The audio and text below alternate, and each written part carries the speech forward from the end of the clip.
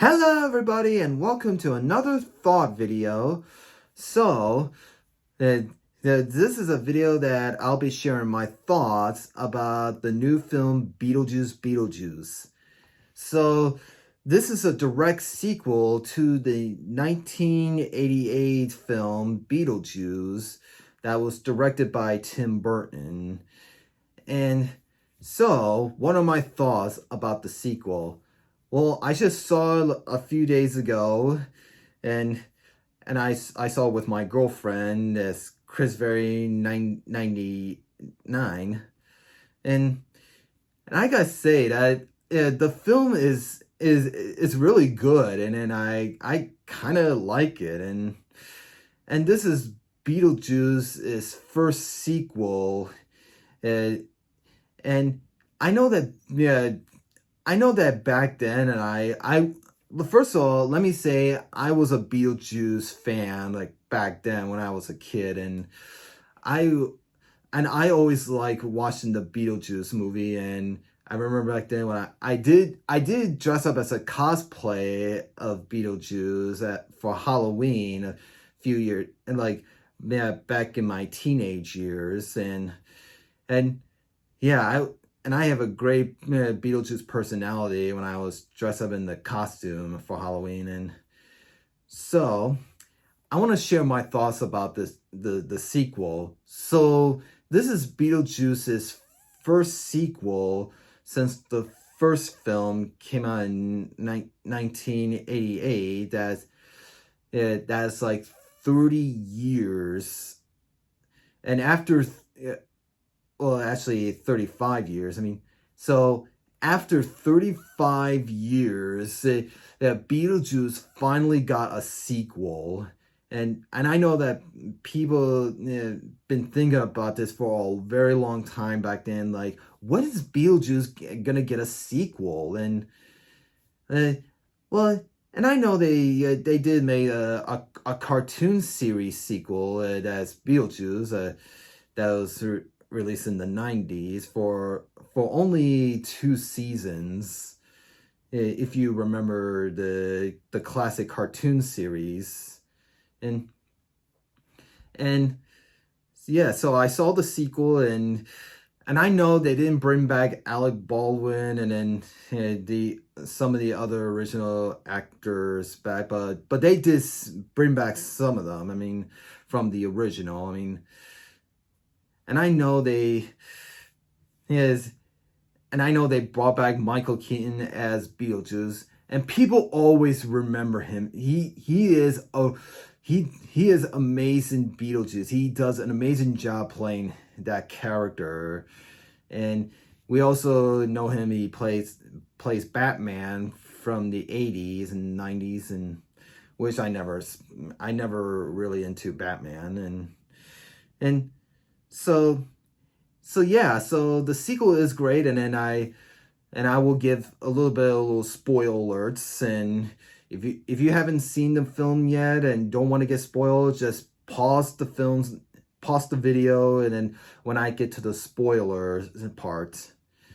So yeah, it is a good sequel, and I hear that before I saw it, people say it was like amazing Rotten Tomato hit. I mean, if I looked up online, I mean, and then some of my, after I saw the film, I know some of my family members say that I know they haven't saw the film, but they say that they heard some people say it was almost like a down sequel. I mean, and I know some movie sequels weren't as good as the original films. But to me, that this one is actually not a bad sequel, and and I know Tim Burton himself directed this film, and Danny Elfman, the music director, he is back to doing the music for this film, and so spoilers. I will give some spoiler alert scenes, and yeah, and I love the opening of the film, and then they actually brought back like the classic opening from the original film with the Danny Elfman themes, like da da da da da da. That theme is it's just a classic Halloween theme, and and yeah, so this I think this film like this film took place many years later, and then Lydia is back, and then she actually has a family, and she has a daughter, and like I only saw the film one time, and I don't remember like I only saw the film one time, and I'll try to remember some scenes that I remember. I mean, I know that Lydia had a Lydia had a daughter, and then now and then she didn't she is with this guy who that she is with right now. I mean, and she actually has her own show, like a premiere show, that is almost like a Jimmy Fallon show or something that, but it's like it's almost like an Elvira kind of show type, but has Lydia, and it's like she kind of almost like Elvira in that scene when she like her show in that it's like it's about that she can communicate with ghosts, and she is psychic, but she is being haunted by Beetlejuice. She feels like Beetlejuice is stalking her, like sometimes, and and the daughter who is like in this school for girls and class, and then and then what? And then she is with this guy who was with black hair and a little black suit, and then I don't remember that character's name, but she is with him, but Lydia was married before with that that that her husband that she had her daughter with, that he had that he died in a few years back before she met that guy who helped her with the show, and so yeah, so I just realized that is that she was married to this guy who had died, and he is in the film that it explains that that the husband was killed by some piranhas that they're drowning in a river, I think. I mean, and like I said, I saw the film one time and all that, and then suddenly she got a call from her mom, who was played by the same woman from the first film, and you all know her, that she was also from Home Alone, and then she tried to reach Lydia that her dad passed away, and it tells the backstory that the father was on a plane ride, and then suddenly the engine just exploded and then crashed in the ocean, and then the dad was eaten by a shark, and the whole flashback story was all in stop motion. So yeah, so this film did bring back the stop motion style back, and because it's Tim Burton. I mean he wants the sequel to be more like the old classic style of the original, with his stop motion style figures like the sandworms. And so yeah, the sandworms are back in this, and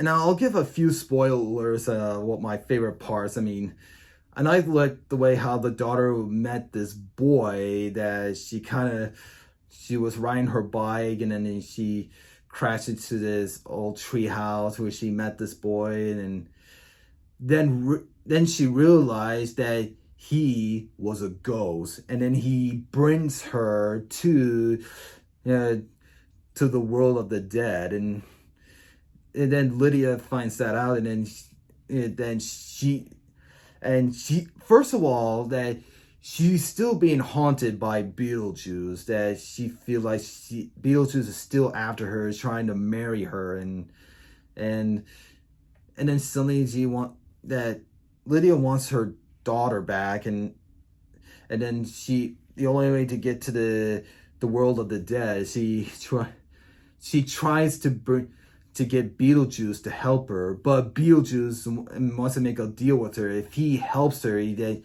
she'll have to marry Beetlejuice. It's kind of like deja vu. It's kind of like it's kind of like a flashback, like from the first film. They of the ending part that Beetlejuice was trying to marry Lydia and all that. But it happened again in the ending of the sequel. Like, it's happening all over again. and and then realize that someone else is after, not just Lydia, but someone else who is after Beetlejuice. It was this woman who is this half woman who was split in half, and then she put herself together. Turns out that was Beetlejuice's ex-wife. And it tells a little backstory that I think Timburton never did this of the original film, that Beetlejuice tells a flashback about his ex-wife, of how they met. I mean, and to me, and I don't remember how it happened, but I only saw the film one time. But I think I remember that Beetlejuice was actually a corpse. Like, he was like, it's like he's like a gravedigger or something like that. I think he's like an Igor sort of type of something, but I don't know. But I had to watch the film again in theaters and all that. And so yeah, so I saw the film, and I kind of like it, and all that. So that's my thoughts about Beetlejuice Beetlejuice. Thank you all for watching, and don't forget to like and subscribe for more podcasts, unboxing, and thought videos coming soon. And don't even say his name 3 times, because if you do, you never know, he appears.